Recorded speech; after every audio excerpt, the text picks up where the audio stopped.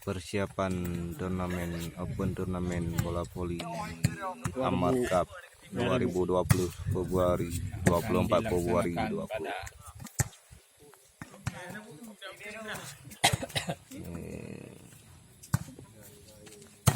Yang bertempat di lokasi Jatara, Kecamatan Kota Belang.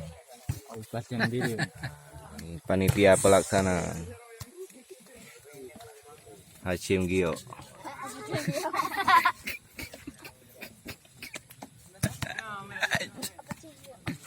Ini lagi sesi latihan anak-anak dari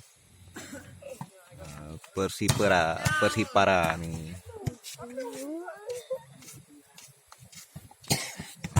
Persipara ya, ini anak-anak Persipara ya.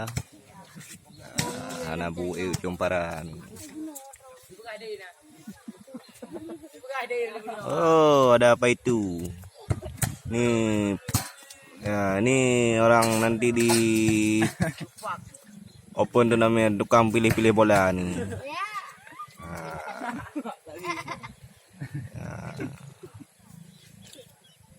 Itu Bang Tui.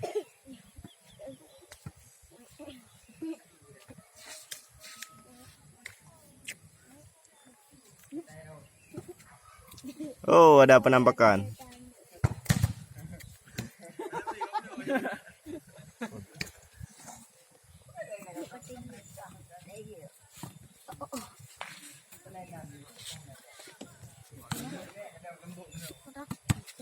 Ini apa bang?